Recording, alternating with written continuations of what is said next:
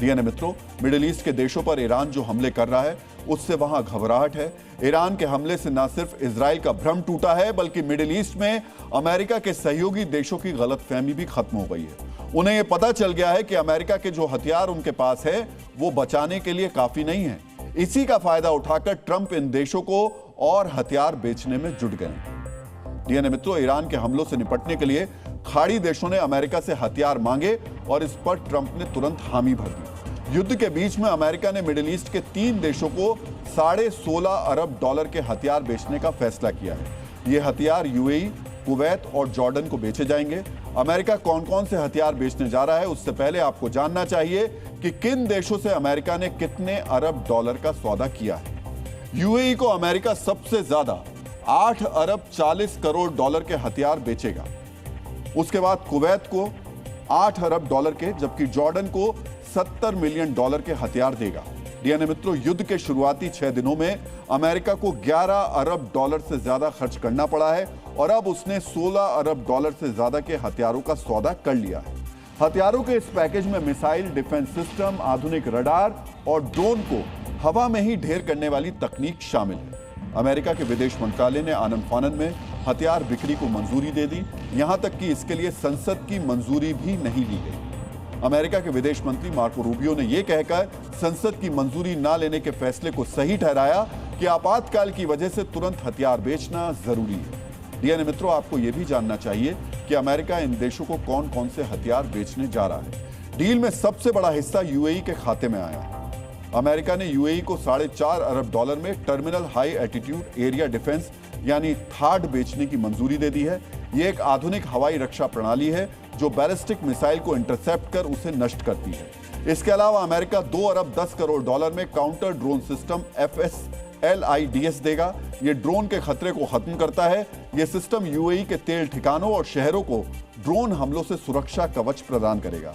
UAE को America हवा से हवा में मार करने वाली आधुनिक मिसाइल AMRAAM भी बेचेगा। इसकी लागत $1 अरब 22 करोड़ है। इसके अलावा $644 मिलियन में यूएई के F-16 लड़ाकू विमानों को अपग्रेड किया जाएगा। यूएई के बाद हथियार खरीदने में दूसरा नंबर कुवैत का है। कुवैत अमेरिका से $8 अरब की लागत से दुनिया का सबसे आधुनिक lower tier air and missile defence sensor खरीदेगा। अमेरिका का दावा है यह रडार सिस्टम कुवैत की हवाई रक्षा को अभेद्य बना देगा। यहां आपको एक अतिरिक्त जानकारी होनी चाहिए कि कुवैत जितने का हथियार खरीद रहा है उतना उसका रक्षा बजट भी नहीं है। कुवैत अमेरिका से $8 अरब का हथियार खरीद रहा है, जबकि मौजूदा वित्त वर्ष में उसका रक्षा बजट $7 अरब 80 करोड़ के आसपास ही है। सोचिए, ईरान के ड्रोन और मिसाइल की दहशत के कारण कुवैत को अपना रक्षा बजट से ज्यादा के हथियार खरीदने पड़ रहे हैं। वहीं जॉर्डन के साथ एयरक्राफ्ट और गोला बारूद के लिए $70 मिलियन का समझौता किया गया है। डीएनए मित्रों, अमेरिकी अखबार वॉल स्ट्रीट जर्नल के मुताबिक ट्रंप प्रशासन ने यूएई के लिए $7 अरब का एक गोपनीय हथियार सौदा भी मंजूर किया है। इसके बारे में सार्वजनिक रूप से नहीं बताया गया। इसके तहत यूएई को America patriot air defence system और चिनूक हेलीकॉप्टर देगा। यानी कुल मिलाकर अमेरिका का हथियार सौदा $23 अरब से ज्यादा का हो गया है। भारतीय रुपए में यह 2 लाख करोड़ रुपए से ज्यादा के हथियारों की बिक्री। अमेरिका का दावा है कि इस डील के जरिए खाड़ी देशों की हवाई सुरक्षा और हमले करने की जो क्षमता है वो कई गुना बढ़ जाएगी। ईरान के हमलों की वजह से इन देशों को पहले ही बहुत नुकसान उठाना पड़ा है। ईरान से आने वाली मिसाइल और ड्रोन के कारण इन देशों को बड़ा आर्थिक नुकसान हुआ है, जिसका असर युद्ध रहने तक ही नहीं बल्कि कई वर्षों तक रहेगा। यानी एक तरफ अमेरिका की वजह से इन देशों को ईरान के हमले झेलने पड़ रहे हैं, आर्थिक नुकसान उठाना पड़ रहा है, वहीं युद्ध की आड़ में अमेरिका अपने हथियार भी इन्हीं देशों को बेच रहा है। अमेरिकी कंपनियां इनसे मुनाफा कमाने में लगी हैं।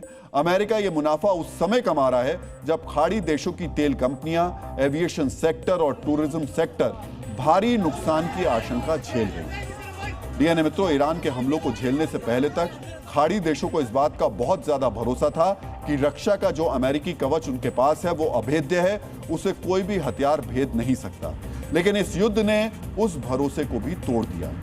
यूएई के रक्षा मंत्रालय के मुताबिक उसने अभी तक ईरान की तरफ से दागी गई 334 बैलिस्टिक मिसाइल, 15 क्रूज मिसाइल और 1714 ड्रोन हमलों को नाकाम किया। यह सच है कि ईरान के 90 से 95% हमलों को नाकाम कर दिया गया, लेकिन जो हमले सफल रहे उनकी वजह से यूएई को काफी नुकसान उठाना पड़ा है।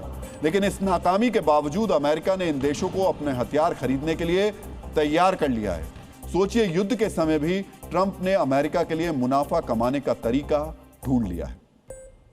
डीएनए मित्रों, यहां आपको यह भी जानना चाहिए कि अमेरिका ने मिडिल ईस्ट में अपने सबसे भरोसेमंद सहयोगी सऊदी अरब को नजरअंदाज नहीं किया है। सऊदी अरब ने 2024 में अमेरिका से बड़ी मात्रा में हथियार खरीदे थे और उससे जल्द ही 48 F-35 फाइटर जेट मिलने वाले हैं। यानी सऊदी की सैन्य ताकत पहले से ज्यादा मजबूत हो जाएगी। मित्रों, पिछले कुछ वर्षों के दौरान दुनिया में जो अस्थिरता बढ़ी है, अलग अलग देशों के बीच जो तनाव बढ़ा है, उसकी वजह से हथियारों की बिक्री में भी बढ़ोतरी हुई है। इसका सबसे ज्यादा फायदा अमेरिका को मिल रहा है। डीएनए मित्रों, 2021-25 के बीच हथियारों के निर्यात में अमेरिका का हिस्सा 42% रहा। दूसरे नंबर पर फ्रांस है, जिसका हिस्सा 10% से भी कम है। मिडिल ईस्ट के देश अमेरिकी हथियारों के सबसे बड़े खरीदार हैं। 2016 से 2020 के बीच अमेरिकी हथियार निर्यात का लगभग 47% मिडिल ईस्ट के देशों को हो गया। ईरान के खिलाफ अमेरिका का ऑपरेशन एपिक फ्यूरी शुरू होने के बाद तो अमेरिकी हथियार कंपनियों की चांदी हो गई है। अब तक उन्हें पेंटागन से डिफेंस ऑर्डर मिल रहा था, अब अमेरिका के सहयोगी देशों से भी हथियारों की डिमांड शुरू हो गई। डीएनए मित्रों, यहां आपको पता होना चाहिए, अमेरिका की रक्षा कंपनियों लॉकहीड मार्टिन और रेथियॉन के शेयर में 40% तक की बढ़ोतरी हुई है। वहीं नॉर्थरोप ग्रुमन का शेयर 46% तक बढ़ा है। इन्हीं कंपनियों को खाड़ी देशों से हथियारों के ऑर्डर भी मिले हैं। यानी युद्ध की आपदा को भी ट्रंप ने अमेरिका की हथियार कंपनियों के लिए मुनाफे के सौदे में बदल दिया।